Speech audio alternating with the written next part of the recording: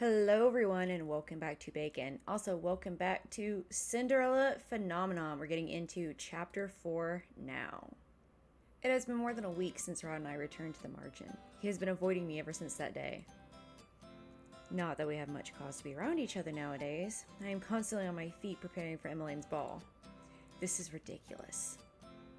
Better to be busy than bored, princess. I stopped for a moment to better balance the pile of fabrics that I am carrying. One of the maids has ordered me to bring this to a designated room that it can be sorted out. I am being reduced to fetching and carrying. And I have made no progress in accomplishing my first good deed. I doubt that simply following orders from the other maids will help me get my first good deed.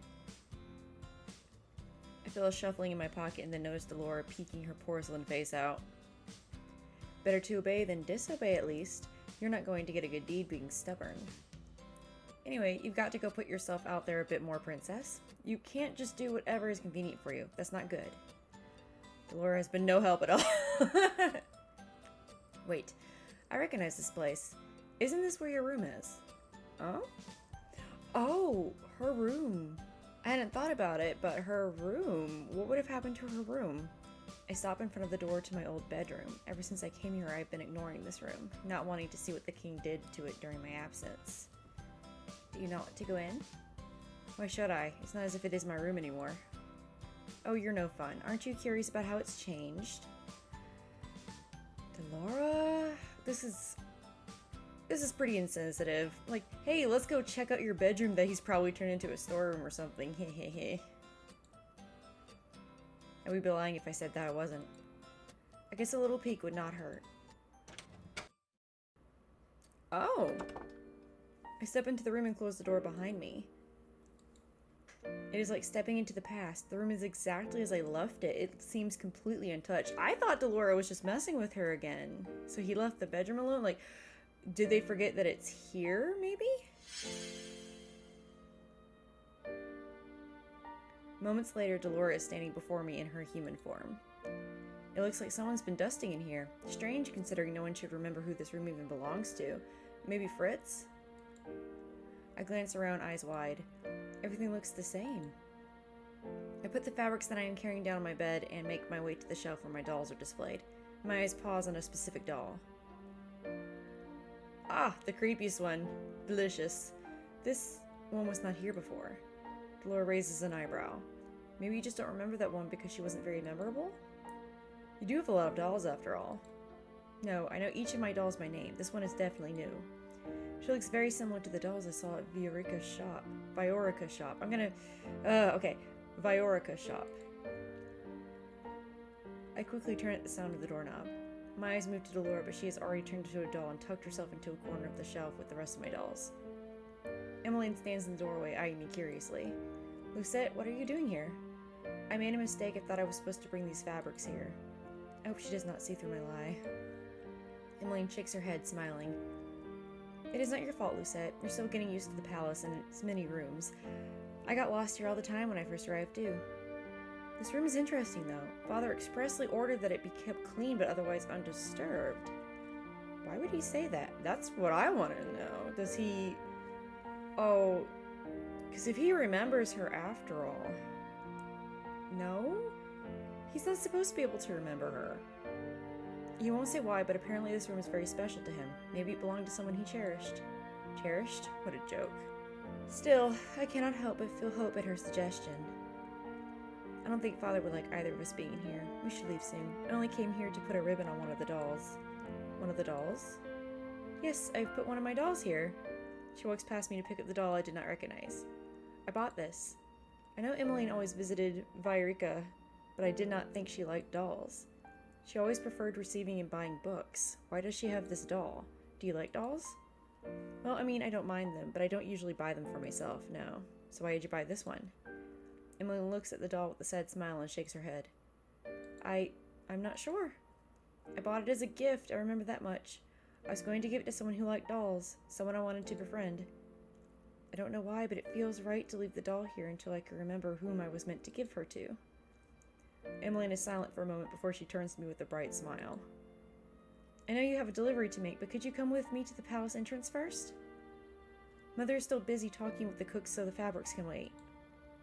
I resist the urge to glare at her. She better not be dragging me around to do yet more errands. I'm expecting delivery and I might need your help. My first thought is to think that she might be getting Lucette in trouble and might not care that she's getting Lucette in trouble. But then again, Lucette's supposed to be her personal maid. So if she says, I want you for something, that's supposed to take priority. So I guess she won't? I hope not. I thought so.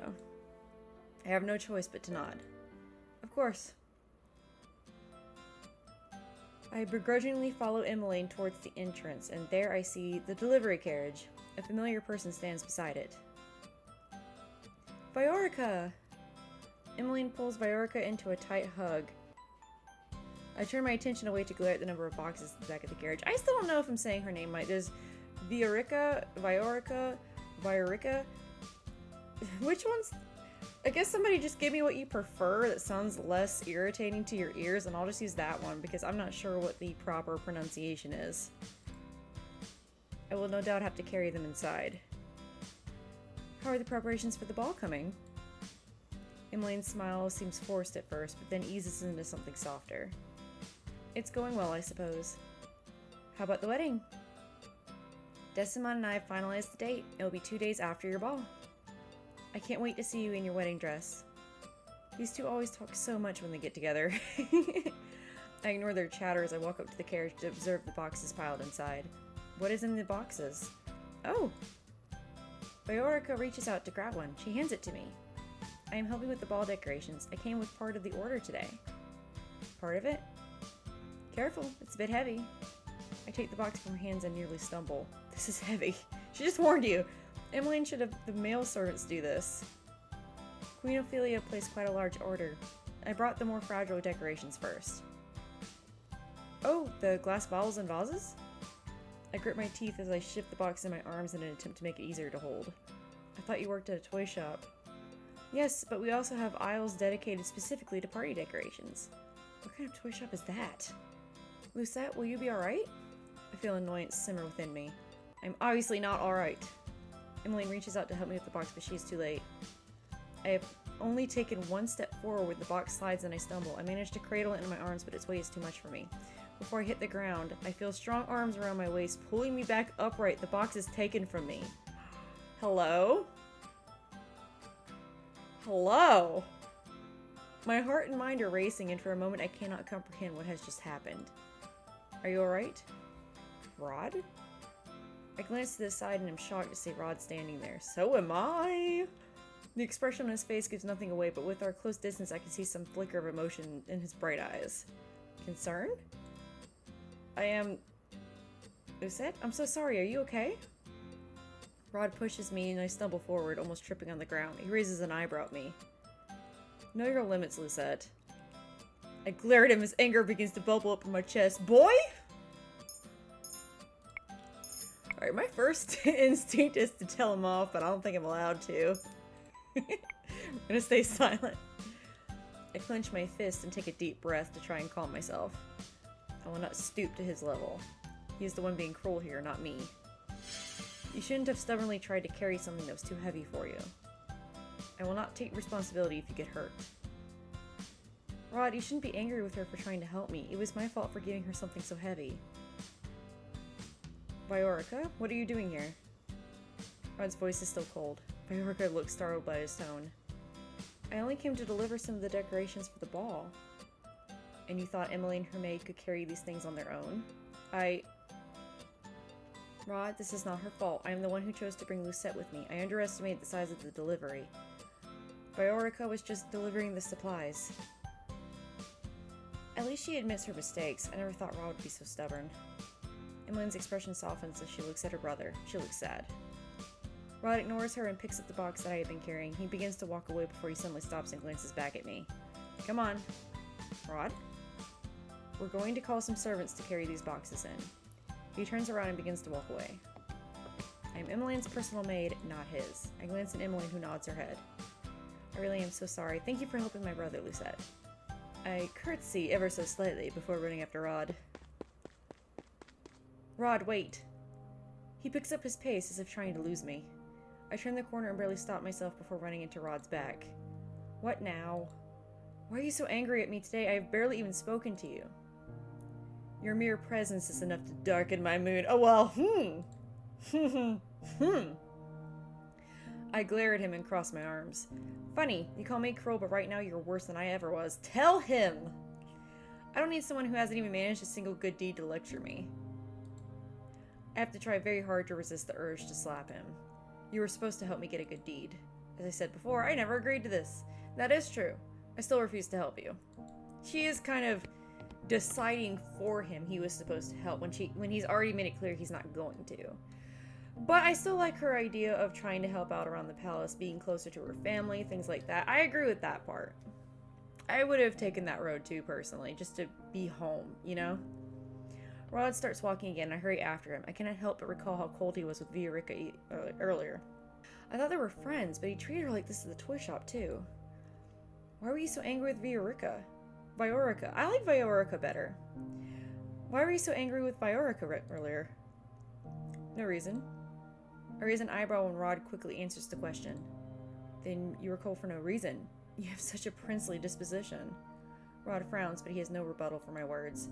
You must be generally cold and unfriendly. Excuse me? That would explain why you treated Viorica as you did. I had thought you two were childhood friends. Viorica was always closer with Emily than with me. We may have been friendly once, but we've since become distant. Distant?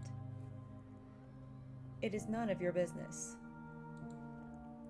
I pause as we pass by my door, remembering that I left both the fabrics and Allura inside. I make my way toward the door and open it.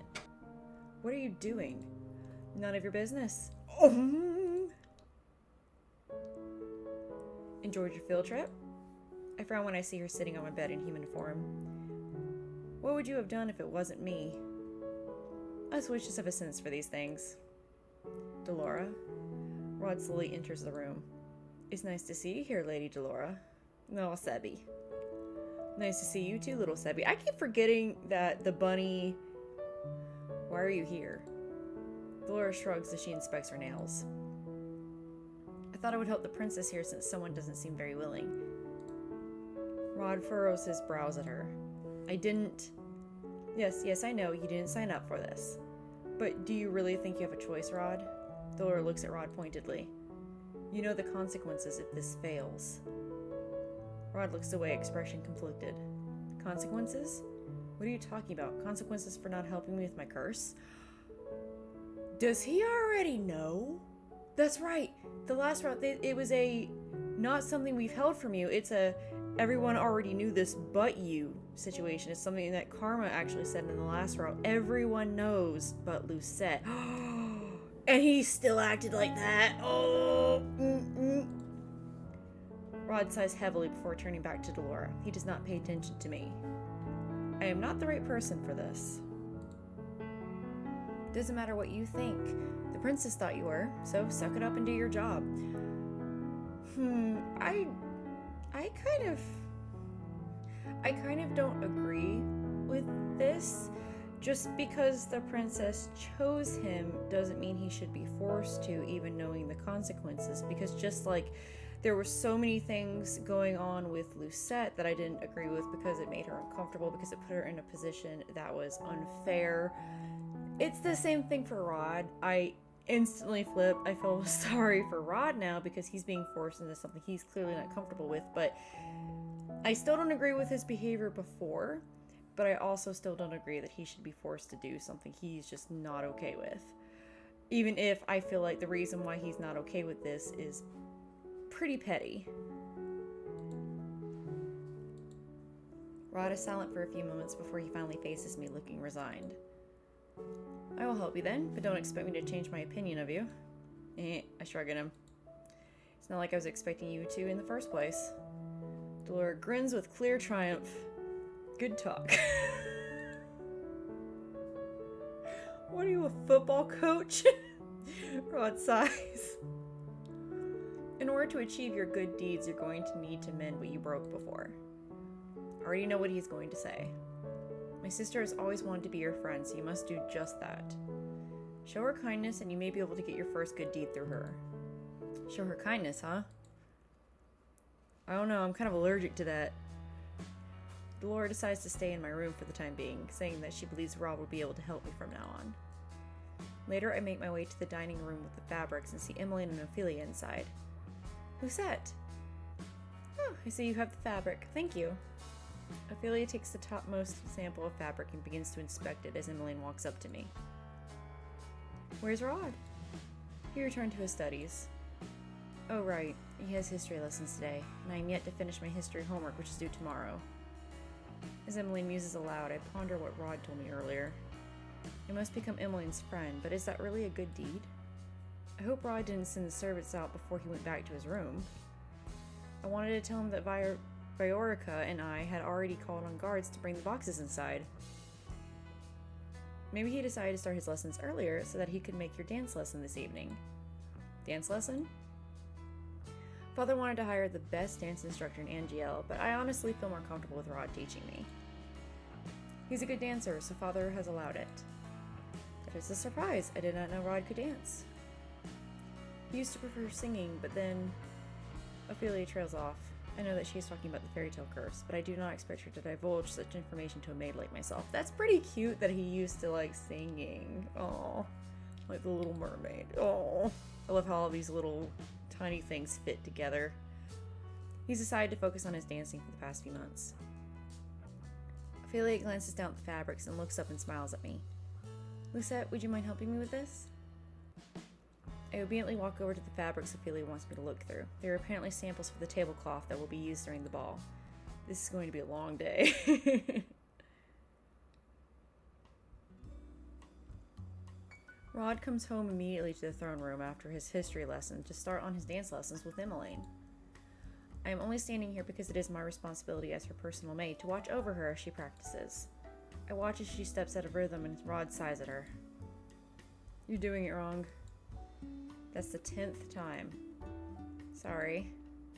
Again.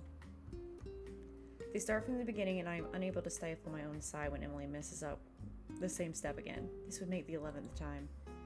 I really am terrible at this. Would you rather have the royal dance instructor teach you? He has more experience at teaching than I do. Oh no, I really do want you to teach me, Rod. I'm sorry that I'm such a slow learner. You were always good at everything. Singing, dancing, cooking. Prince Rod cooks? Yes, Rod does cook. He's very good at it. You didn't have to tell her that, Does it really matter? I love bragging about how talented my little brother is. Oh, I see a tinge of pink in Rod's cheeks as he turns away. Is he embarrassed? That's cute. It's cute! Emily looks down at the floor, her smile smaller. I wish I was as talented as you, Rod. I'd always thought Emmeline was overly optimistic. She always seems to bounce back with a smile no matter how many times I pushed her away. Now I can't help but reconsider that thought. Still, seeing her like this only irritates me. Pitying yourself will get you nowhere. Not everyone can be perfect at everything when they first start out. I remember when Mother gave me similar lessons. She was always such a harsh teacher and she hated when I showed weakness in front of her. She made me keep practicing until I perfected whatever it was she wanted me to do. Failure was never an option. Never had time for self-pity. Instead of feeling sorry for yourself, just try harder. Let failure inspire you to do better. Lucette, She's right, Rod. Instead of complaining, I should be working harder. I let out an exasperated sigh and crossed my arms. You always look at your feet whenever you reach the underarm turn. Instead, focus on counting your steps and let Prince Rod lead you. Worrying too much on your next step is what puts you off rhythm. Emmeline stares at me. Can you dance, Lucette? I can. Why? Wow, that's amazing. There's nothing amazing about my being able to dance. Her praise makes me embarrassed regardless. I'm having some trouble reading because I'm having all kinds of cotton mouth and I don't know why. Blech. Maybe I could learn faster seeing someone else do the dance first. And what are you talking about? It might be easier to copy the steps if I can have someone perform them first. She turns to me suddenly, eyes bright. Would you help me? I am meant to assist Emmeline in any way that I can, but dancing with her brother? Surely a lily maid should not be doing this. Also, he might give me hives. Oh boy. Well, honestly, I kind of feel like she wants to refuse because they're still kind of having issues. And he's not going to be comfortable with it either, I don't feel like. Maybe? I could be wrong on that end. Gonna we'll just go in order. We'll refuse first, and then if that doesn't work out, of course, we'll come back and accept it. But even if I do agree, I doubt Rod would even want to dance with me. You cannot learn how to dance by watching someone. You have to practice the steps yourself. But if you need a break, you can just say so, Em. No, really, I find it easier to learn through visuals. Sorry for making you uncomfortable, Lucette. Let's just continue our practice, Rod. Emmeline smiles at me, but it is obvious that she looks more disheartened now. Rod looks at his sister before shaking his head. He turns to walk toward me. He holds out his hand. Would you dance with me? Ah! What? Rod leans closer and speaks in a low voice. Play along. This is just for Emmeline. Right decision, and also, he's actually curious about your dancing princess. Oh, Sebi, you little traitor. I am surprised when Sebi suddenly whispers to me. I can tell it is Sebi by the change in the pitch of his voice. Oops. It's you, Sebi? Sorry, Rod. Rod glares at Sebi before looking at me again. Well? I shift my gaze to Emmeline, who is practically beaming. I sigh and take Rod's hand. I know Emmeline does not like treating me as a maid, but this is a little too much. Fine, just this once. Aww, cute. I put my hand on his shoulder and he places his hand on the small of my back. Rod looks at me but quickly averts his gaze. Are they dancing a little too close, or is that proper dance form? The only kind of dancing I've ever done is solo dancing. Like, I've done some belly dancing, I've done some solo salsa dancing, Zumba, which I don't know if people consider that a dance versus like an exercise now. So I've never done any like proper ballroom dancing, but are they supposed to be that close?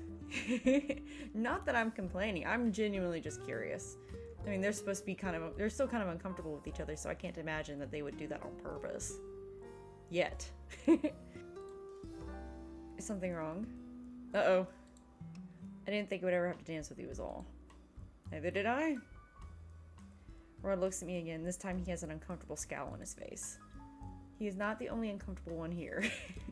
We both start dancing and I mentally start counting the steps.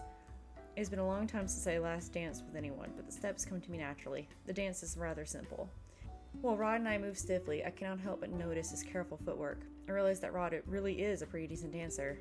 Of course, I would never openly admit that. When we stop, I hear Emmeline clapping her hands as she looks at both of us in awe. You really are a good dancer. Thank you so much for showing me the steps. Now I know for sure what to do during that part. I just shrug at her before stepping back into the corner. Emmeline takes her position in front of Rod once more. This time she has a bright smile on her face. I cannot believe something as simple as that made her so happy. At the end of the day, Emmeline has managed to do the steps correctly. She tells me many times how grateful she is for the help. After practice, I return to my room and retire to bed. I think about how happy Emmeline was. How can such small things make a person so happy? I am actually going to stop things there, just as we're about to get into another memory. Thank you guys so much for joining me. I am Bekan, and this so far has been Cinderella Phenomenon Rod's Route. It's already starting to look a tiny bit cute. I'm getting excited. If you like the video, feel free to like the video. If you like me, feel free to like, subscribe, share, comment, all that lovely stuff. And I'll see you guys next time. Bye-bye!